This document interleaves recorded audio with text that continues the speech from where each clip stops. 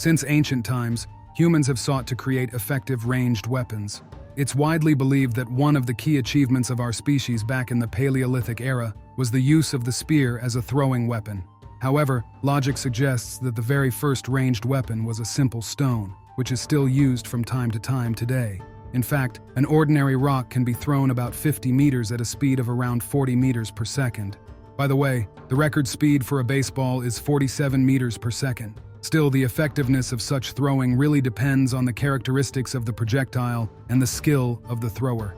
Achieving good accuracy over decent distances can be quite challenging, but as it turns out, this problem can be solved by extending the thrower's arm with a handy device known as a sling. A sling consists of two straps or cords made from leather, plant fibers, or hair, also referred to as thongs, and a pouch for the projectile. Alternatively, it can be a single cord with a wider section in the middle. The length of the thongs varied, typically ranging from about 40 centimeters to just over a meter.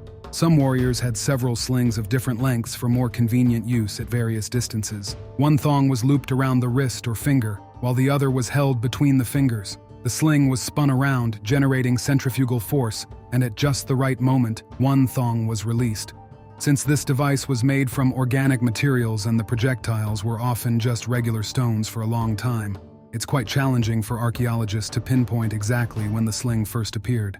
Based on findings in Iraq, clay projectiles for this weapon were made around 7,000 years ago. Considering that this weapon was known to the indigenous peoples of America as well, it's very likely that its lineage traces back to the Paleolithic era.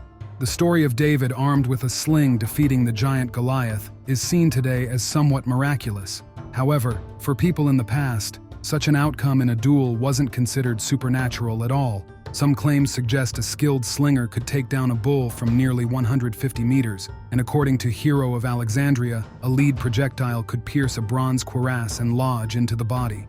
This is even somewhat supported by Celsus's later writings on medicine, where he included advice on removing sling projectiles from wounded bodies. The heyday of the sling was the classical era, when, according to some sources, it rivaled the bow in popularity, and some even say it surpassed it.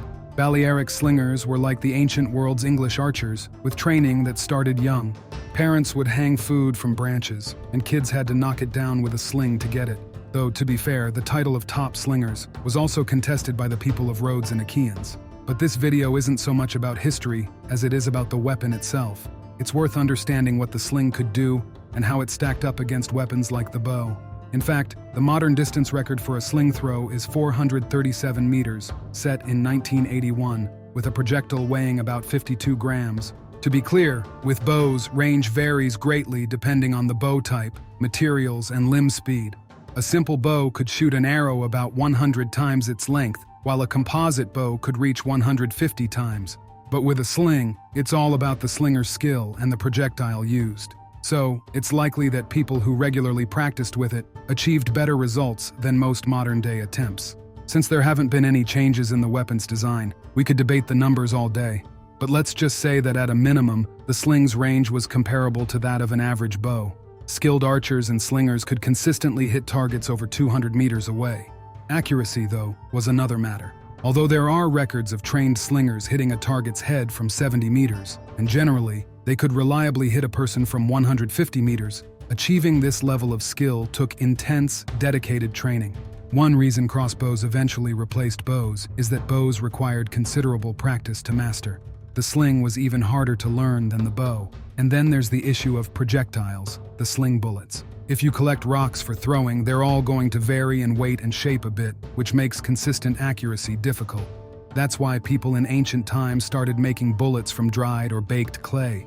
Considering an average stone density of around 2.6 grams per cubic centimeter, a stone ball 4 centimeters across would weigh about 87 grams. A similar ball made from fired clay, with a density of about 1.5 grams per cubic centimeter, would weigh around 50 grams.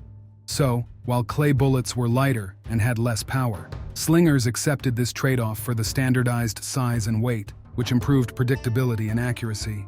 Plus, in some regions, it was easier to make hundreds of ceramic bullets than to find suitable stones. As ancient civilizations advanced, metal mining became nearly industrial, with tens of thousands working in mines. This led to the wide adoption of lead bullets for slings. But rather than being spherical, They were often ellipsoid or biconical.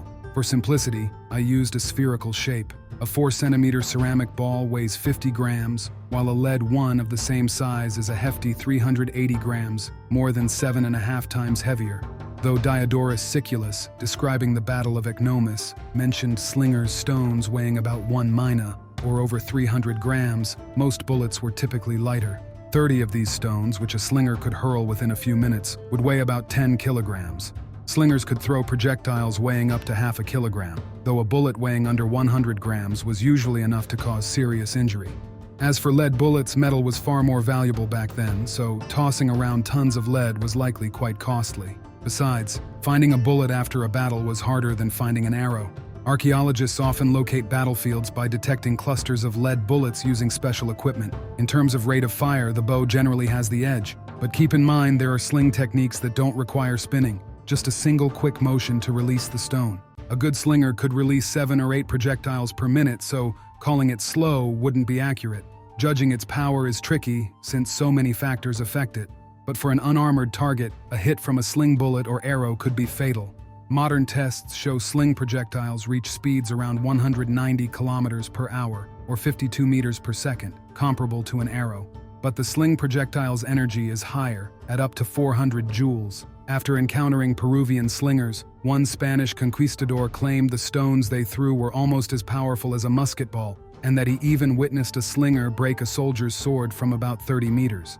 While I mentioned a cuirass being pierced by a sling earlier, it's likely that against good armor, most sling projectiles, aside from the heaviest ones, would have little effect. But arrows also couldn't penetrate high-quality armor.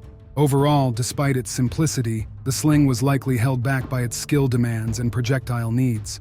Lead bullets let the sling reach its full potential, though there's even mention of Incan nobility using gold bullets. With an even higher density than lead, these would probably have been even more effective. Odd as it sounds, the bow, though harder to make, was simpler to use and more practical.